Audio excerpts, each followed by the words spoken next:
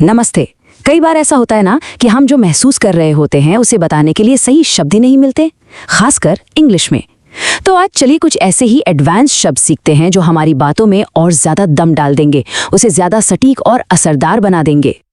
तो क्या अपनी ये शब्दावली, अपनी वोकैब्युलरी को बढ़ाने और खुद को और बेहतर तरीके से एक्सप्रेस करने के इस सफर के लिए सब तैयार है?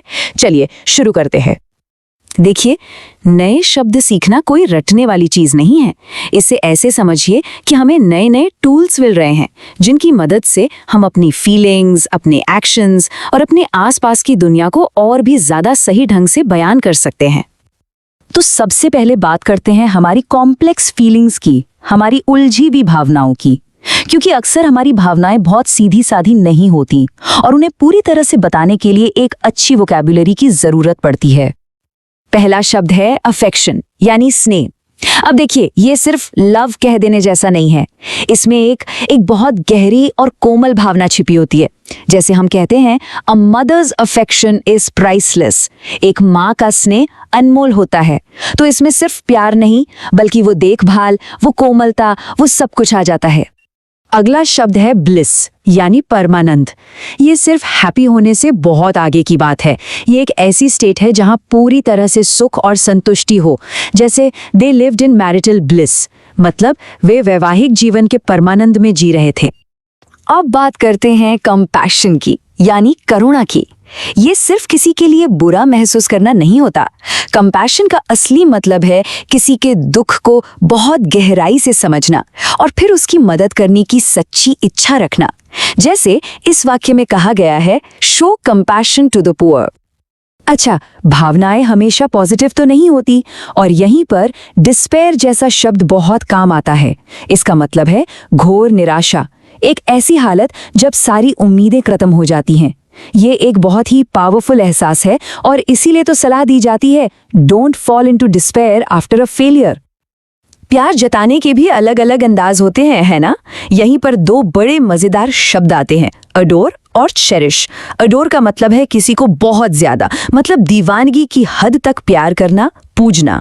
जैसे चिल्ड्रन अडोर देयर ग्रैंडपेरेंट्स। वहीं चेरिश का मतलब होता है किसी चीज को या किसी याद को बहुत प्यार से संजो कर रखना, उसकी हिफाजत करना। जैसे I will always cherish our memories. तो एक में जुनून है और दूसरे में सहेजने का भाव। चलिए, भावनाओं से आगे बढ़ते हैं और अब बात करते हैं एक्शन और एम्बिशन की। मतलब ये वो शब्द हैं जो बताते हैं कि हम अपने गोल्स को कैसे पाते हैं और अपने सपनों को हकीकत में कैसे बदलते हैं। किसी भी चीज को शुरू करने के लिए स्टार्ट या बिगिन तो हम सब जानते हैं, लेकिन कमेंस शब्द ज्यादा फॉर्मल और ज्यादा दमदार लगता है। जैसे द इवेंट विल कमेंस सून। इससे लगता है कि किसी चीज की एक आधिकारिक शुरुआत हो रही है। और जब कोई चीज कड़ी मेहनत से हासिल की जाती है तो उसके लिए सही शब्द है अटेन। ये सिर्फ कुछ गेट कर लेने जैसा नहीं है। अटेन शब्द में उस चीज को पाने के लिए की गई मेहनत पर जोर होता है। इसीलिए कहते हैं, she worked hard to attain success. इन शब्दों को अगर एक साथ देखें तो किसी भी लक्ष्य को पाने की पूरी कहानी बन जाती है।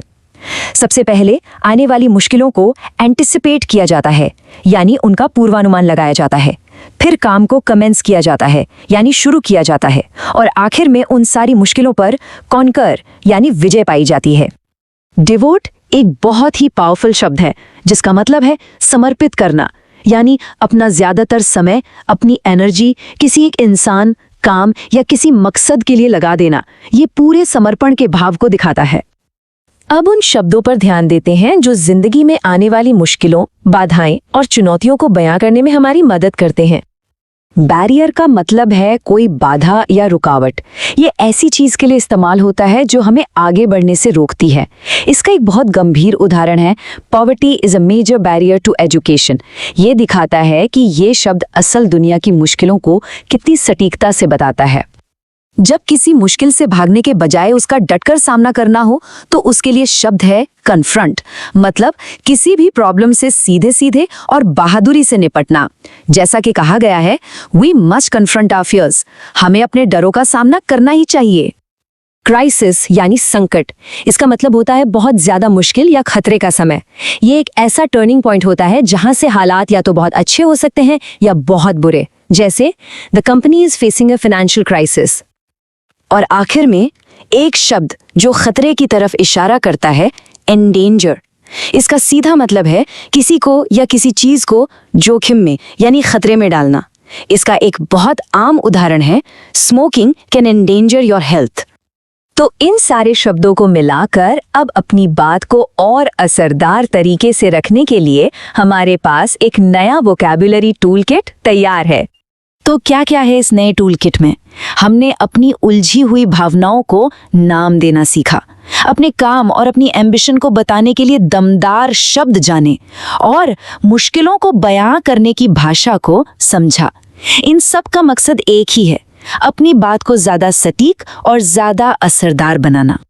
तो अब असली सवाल ये है, इन सभी नए शब्दों में से वो कौन सा पहला शब्द होगा जिसे इस्तेमाल में लाया जाएगा? याद रखिए, भाषा सीखना एक सफर है और हर नया शब्द इस सफर में एक नया कदम।